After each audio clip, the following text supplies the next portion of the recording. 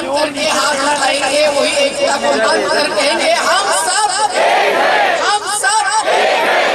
आज हमें चैत्यपुरी के अंदर क्यों नहीं जाने दिया, ये मेरा पहला सवाल है। ये आजादी अधूरी है, एक लड़ाई जरूरी है। ये आजादी अधूरी है, ये आजादी अधूरी है। साथियों, ये अभियान जो देश भर 300 जिलों में चलता रहा है, उस अभियान के तहत हम लोगों की ये यात्रा जो 3 दिनों तक बहुत सारे युवा साथी, बहने, भाई, अलग अलग संगठनों के, जिनको आज यहाँ मंच न होते हुए हम बिठा भी नहीं पाए, और उन सभी लोगों को हम सलाम करते हैं। और यात्रा आज देश का एक जनवादी तरीका बन गया है। जबकि दांडी यात्रा जो गांधी जी ने चलाई थी, केवल कुछ मुट्ठी भर लोगों के साथ शुरू हुई थी, लेकिन हजारों लोग जुड़े थे। उस समय उनके साथियों ने भी कुछ विरोध दर्शाया था, उनको लगा था इससे क्या होगा, लेकिन बापू ने एक चिमटी भर नमक से, उस नमक सत्याग्रह से भारत छोड़ो का नारा ही नहीं दिया, जो यूसुफ मेहर अली का नारा था, अरुणा असफ अली ने क्रांति मैदान से घोषित किया था, लेकिन बापू ने करो या मरो का संकल्प लेने के लिए हजारों लोगों को तैयार किया, जिनमें कस्तूरबा भी थी। समझ लीजिए साथियों कि आज देश भर यात्राएं क्यों चल रही है, क्योंकि जन का जनतंत्र बचाना है। अगर संसद के अंदर सवाल नहीं पूछ सकते हैं, तो हम लोग खुले रास्ते पर एकत्रित आकर धिक्कार करते हैं, जैसा मंगेशकर जी ने कहा और तुषार जी ने कहा कि हम उन गांधी के विचारों को सलाम नहीं करते, उनके आधार पर हमारा आचार और जीवन प्रणाली चले, ये हम अपेक्षित करते हैं। इस यात्रा ने दीवारें तोड़ने का काम हाथ में लिया है। कौन सी दीवारें? ये नफरत की दीवारें हैं, ये जाति और मजहब की दीवारें हैं, ये लिंग भेद की दीवारें हैं, और ये वर्ग भेद की भी दीवारें हैं। और इन दीवारों के कारण एक बस्ती एकत्रित आकर लड़ेगी नहीं, एक गांव एकत्रित आकर लड़ेगा नहीं, तो फिर क्या रहेगा संविधान का? अगर बिल्किस बानो जैसे पर हत्या होती है उनके परिवारजनों की, और ऐसा समय गुजरता है कि उनके खुद आंखों से उन्होंने अपनी मां का बलात्कार देखा, उन बलात्कारियों को छोड़कर उनका सम्मान किया जाता है। अगर महिलाएं ये नहीं मानेगी कि हम हिंदू नहीं है, मुस्लिम नहीं, हम पहले इंसान हैं और इंसानों में हम महिला हैं, और इसीलिए देश की नारी कैसी है, फूल नहीं चिंगारी है, ये कहते हुए जो हमारी लड़ाई लड़ते हैं, उन महिलाओं को भी मालूम है कि हमें ये लिंग भेद की दीवारें भी तोड़नी है, हमें हर अत्याचार का विरोध करना है। जब एक दलित बच्चे को राजस्थान में शिक्षक के माटले से पानी पिया, इसलिए मार दिया जाता है, तो ये आत्महत्या नहीं है ना, ये हत्या है। लेकिन ऐसी हत्याएं, ऐसा अत्याचार आदिवासियों के साथ में हो रहा है। एक बाजू सत्ताधीश बिरसा मुंडा का नाम लेते हैं, कंटिया मामा के नाम पर महोत्सव करते हैं, एक दिन के महोत्सव पर 30 करोड़ रुपए खर्च करते हैं मध्य प्रदेश में, और दूसरी बाजू आदिवासियों का जंगल छीनने के लिए 1980 के कानून के नियम बदल रहे हैं। आप समझिए, लाखों आदिवासियों को उजाड़ने जा रहे हैं, पर सभी लोग हम लोग नहीं होंगे। आज बंबई की बस्ती में विस्थापन का डर है। ये विस्थापन के खिलाफ लड़ने वाले, घर बचाओ घर बनाओ कहने वाले, आज भी कईयों को मिला है, कई वंचित है। आज महिलाएं कैसे भुगत रही है, राशन, वेतन नहीं, पेंशन नहीं, 5 किलो से महीना नहीं जी सकते हैं। तो साथियों, ऐसी परिस्थिति में अंबानी और अडानी जब दिन में 1000 और 1200 करोड़ रुपए कमाई करते हैं, तो ये गैर बराबरी संविधान को कुचलने की बात है। जो भी दलितों के नेता संविधान कुचलने वालों से जोड़ते हैं, वो दलितों का नेतृत्व नहीं कर सकते हैं, ये हम मानते हैं। जो भी हिंसा करवाते हैं धर्म के या जाति के नाम पर, वो इंसानियत को भी ठोकर लगाते हैं। तो हम लोग जाति भेद छोड़ो, दिलों को जोड़ो, इस ऐलान को लेकर इस यात्रा में चले।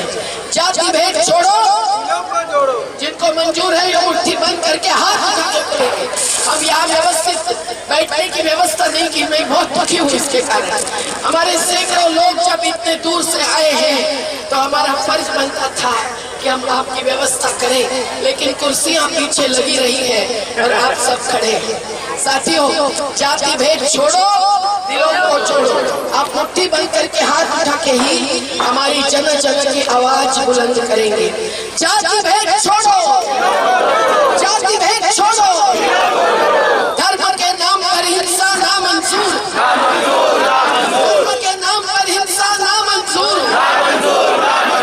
हम ऐसा जब कहेंगे और नफरत छोड़ो का ऐलान करेंगे तो संविधान पर हाथ रख के शपथ लेकर जो जनप्रतिनिधि बनते हैं, वो मंत्री हो वो प्रधानमंत्री हो, वो हम पर झूठे आरोप लगाने बिना नींद नहीं ले सकते हैं। आज गुजरात के चुनाव में उनकी नींद हराम हो गई है, वो नींद खो बैठे हैं। वो अब एकदम याद कर रहे हैं हमारे शक्तिशाली आंदोलन को। उनको लगता है हमें पूरा गुजरात का विकास होगा। आज मुझे कच्छ और सौराष्ट्र के किसानों के फोन आ रहे हैं कि हमारा पानी इसलिए नहीं मिला क्योंकि इन्होंने खेतों की नहरें नहीं बनाई, इन्होंने अडानी को दिया, जिंदाल को दिया, सभी कंपनियों को पानी दिया, कोका कोला को सबसे ज्यादा दिया। साथियों, झूठा धन विकास के नाम पर जब चलता है तब हम लोग विस्थापितों की आवाज, वंचितों की आवाज, किसान मजदूरों की आवाज बुलंद करने के लिए ऐसे ही रास्ते पर आना पड़ता है। आज नारीवादी संगठन भी हमारे साथ आए हैं, आज किसान संगठन और आंदोलन के साथ जुड़े हुए लोग आए हैं, आज मजदूर संगठन। रामधारी सिंह दिनकर ने क्या कहा है उनकी एक कविता में, मैं मजदूर, मैं मजदूर, मैं मजदूर, मुझे देवों की बस्ती से क्या, अगणित बार धरा पर मैंने स्वर्ग बनाए। जो मजदूर इस धरातल पर स्वर्ग बनाते हैं, जो ऊंचे महल बनाते हैं, जो रास्ते लंबे चौड़े करते हैं, उनको आज घर नहीं है। ये कितना दुखद बात है। तो गरीबों का श्रम कितना हक कितना, हिसाब करो, हिसाब करो। गरीबों का श्रम कितना हक कितना, हिसाब लेना है तो संविधान हमारा है। संविधान ने लिखा है कि मुट्ठी भरों के हाथ में संपत्ति केंद्रित नहीं हो सकती है। अर्थशास्त्री मंगेकर जी ने ही बहुत सारी बातें कही है। तो समझ लीजिए कि संविधान अगर हम बचाएंगे तो अडानी अंबानी की संपत्ति जब्त करनी पड़ेगी सरकार। और तो और 1% लोग जिनके हाथ में 60% देश की संपत्ति है, उस संपत्ति पर अगर सही टैक्स लगाएंगे केवल 2%, तो सभी बच्चों की शिक्षा मुफ्त हो जाएगी। 7 लाख करोड़ हर साल तिजोरी में आएंगे। ये शराब का व्यापार करके तिजोरी भरते हैं जो हमें नामंजूर है। संविधान ने लिखा है कि शराब बंदी करनी चाहिए। महिलाओं को मंजूर है ना? शराब का धंधा सबसे गंदा, सबसे गंदा शराब का धंधा और शराब का व्यापार बंद करे सरकार। शराब का व्यापार, शराब का व्यापार। तो आज संविधान हर चीज हमारे लिए लिख कर दिया है हमारे हाथ। हमारा नीला कलर का बच्चा जो आपके हाथ में आया होगा उसको आप पढ़िए जरूर। उसमें लिखा है कि संविधान में क्या क्या कहा है और कहने की जरूरत नहीं है। ये ऐसा संविधान तो आप नहीं पढ़ सकते हैं। और ये संविधान हाथ में लेकर जब हम लोग बात करते हैं तब मोदी सरकार कानून बदलती है, वो संविधान के विरोध में बदलती है। श्रमिकों के कानून खत्म करती है और कंपनियों के पक्ष के कानून किसानों पर थोपती है। तो 715 किसान अपनी शहादत देकर भी संविधान बचाने के लिए कानूनों को पलटाते हैं, प्रधानमंत्री जी को झुकाते हैं। तो हम भी आज शहीदों को याद कर रहे हैं, बाबा साहब को याद कर रहे हैं और संविधान हाथ में लेकर हम लोग अपने युवाओं को ऐलान करते हैं कि पूरा संविधान नहीं तो कम से कम ये नीला पर्चा तो पढ़िए, 30 मुद्दे समझिए तो आपको समझेगा कि कौन सा अधिकार संविधान ने हमको दिया है। उस अधिकार को अगर देना है तो जाति और मजहब के नाम पर हमारे ही बीच में झगड़े, हिंसा, दंगा और मनमुटाव या नफरत भी हम लोगों को नहीं रहने देनी है। अगर ऐसी एकता होगी तो ये संविधान बचेगा और समता और न्याय मिलेगा।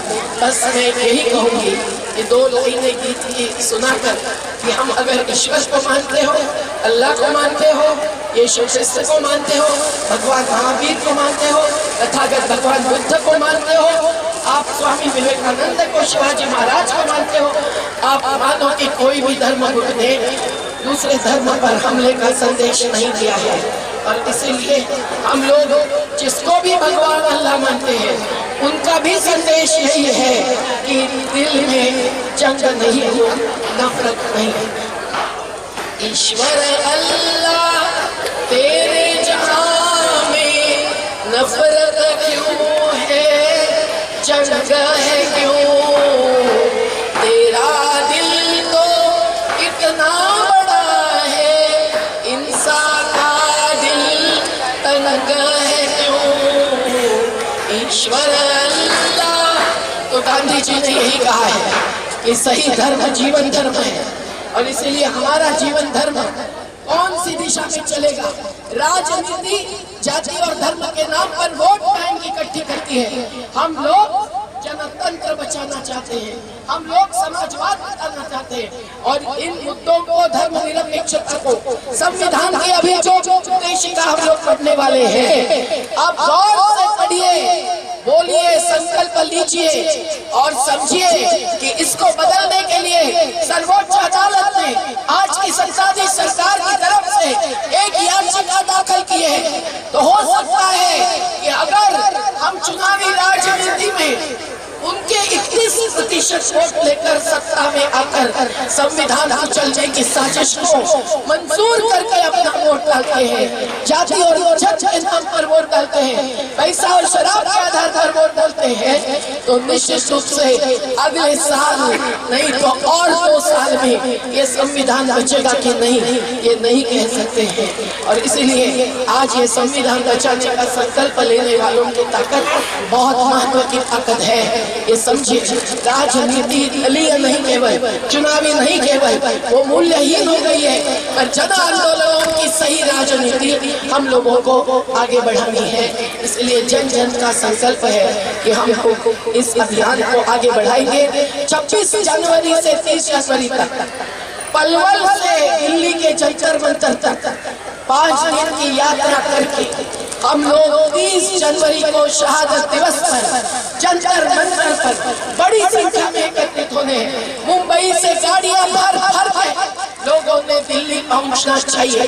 अगर 25 की रात तक पहुंचते हैं तो यात्रा में शामिल होंगे, नहीं तो 30 जनवरी की सुबह पहुंचते हैं तो भी एक देश की ताकत वहाँ एकत्रित होकर हमारा अभियान आंदोलन में परिवर्तित होगा।